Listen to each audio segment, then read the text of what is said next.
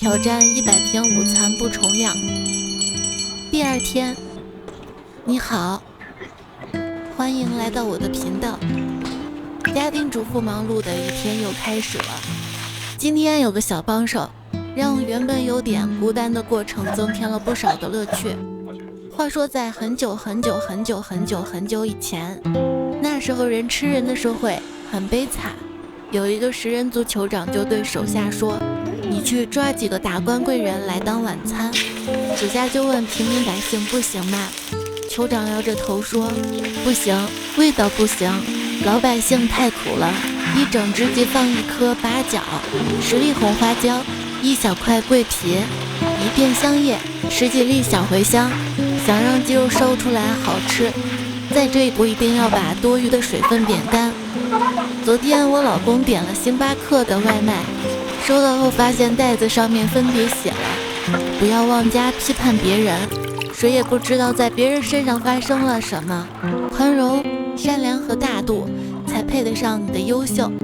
我的水加的比较多，吃剩的汤汁晚上可以给孩子们下面条，他们会觉得非常好吃。我老公立马郁闷了，你是说我不宽容、不善良、不大度吗？你是说我经常批判别人吗？其实我老公平时脾气老好了，今天可能是男人的姨妈气吧。放下咖啡，立马把电话打到了星巴克门店，工作人员估计也不知道该怎么解释了，然后就说初衷是为顾客送上祝福。这是哪门子祝福？根本就是添堵嘛！买个咖啡还挨一顿训。读书的时候，上课被老师训，现在白天上班被领导训，下班被老婆训。好不容易信用卡里还有点余额，鼓足勇气点了个外卖咖啡，还要被你训。哎，咱们老百姓是真的苦，怪不得被酋长嫌弃，女儿长大了都会剥皮蛋了。我是不是快要享清福了？人生太苦了，吃点甜不行吗？看小娃子呀，生鱼片是甜的，我的最爱。有一次服务员上了生鱼片，然后还非常热情地跟我说趁热吃吧。行，我就趁热吃着吧。刚才我女儿看到街对面一个妈妈带着孩子在自家窗户外面100米长的阳台上打羽毛球，满眼的羡慕啊。自从海口有确诊后，我家几个孩子已经好多天没有下楼了。老公总感觉外面到处都是病毒，尽量不让他们出门。学校停课也是好几天了。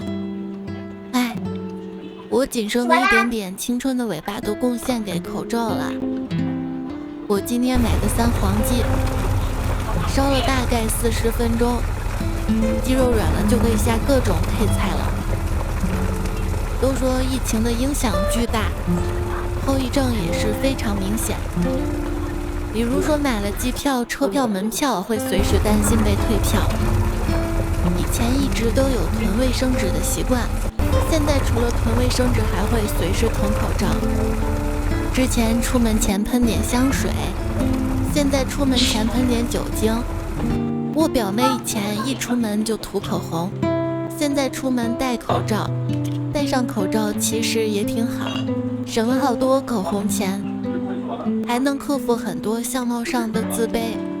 万一起床发现长痘，口罩一戴就谁也看不到了，怕就怕刚好长在口罩遮不住的地方。要不怎么说老百姓苦呢？长个痘都不好好长。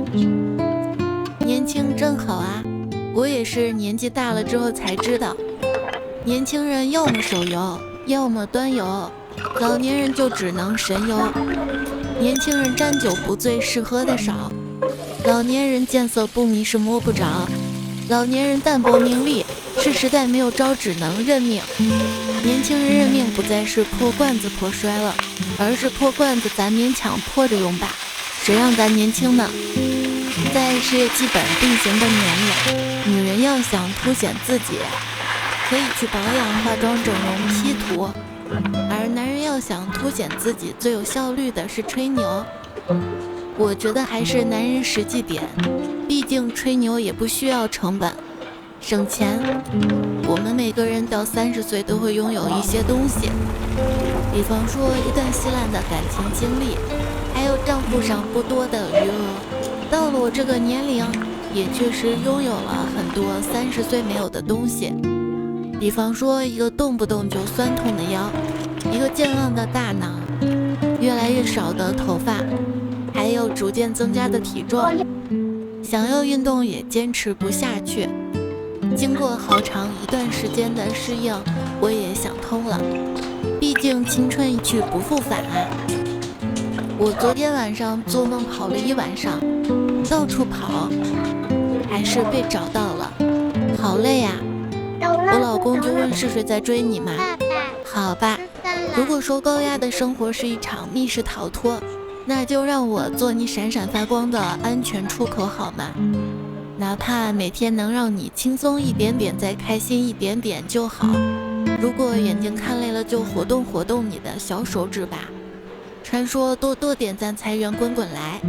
如果你有任何想说的话，都可以在评论区告诉我，我会一直在评论区等着你。